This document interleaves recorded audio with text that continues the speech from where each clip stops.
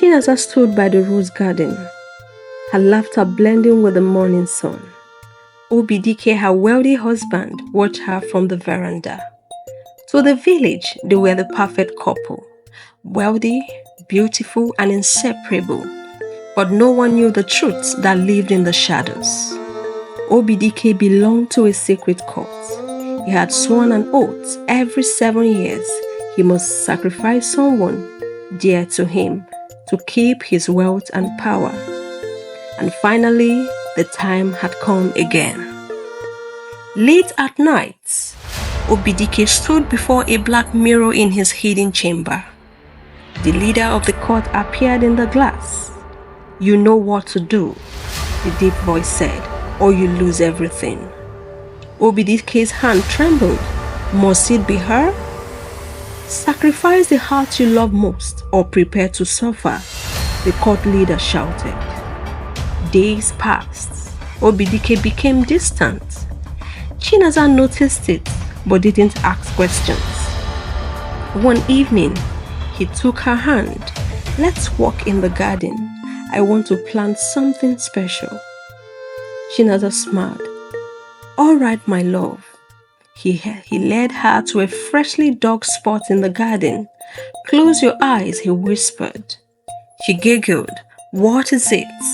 When she opened her eyes, he pushed her into the hole and dropped a sack of soil over her. Her scream was muffled. Zara, Chinaza's younger sister, woke up from a bad dream, sweating. She had seen her sister in a dark place crying.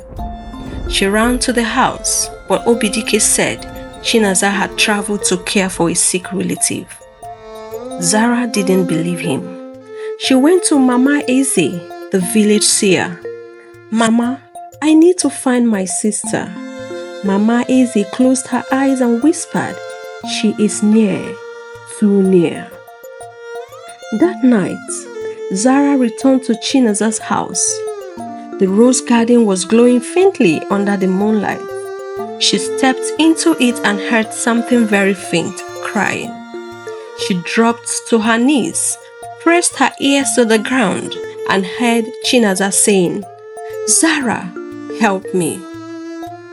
She gasped, "Chi, is that you?" She began digging frantically with her bare hands. After hours of digging, Zara uncovered Chinaza's hand, still warm. With the help of some other villagers, they pulled her out. Chinaza coughed violently, gasping for breath. And suddenly she started saying, "He buried me. Obidike buried me alive." On hearing this, the villagers were shocked, but Obidike was nowhere to be found.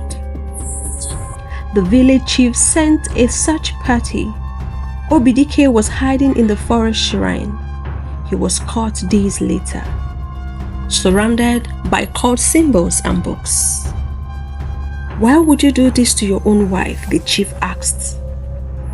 "I had no choice.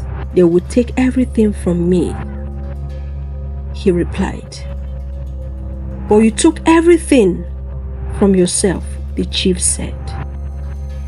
Obidike was captured by the villagers and taken for trial. And the trial was held under the ancient Iroko tree. Obidike confessed to his crimes and was later sentenced to life imprisonment. And his properties were given to Chinaza and Zara. The cult's secret chambers were destroyed and the village was cleansed.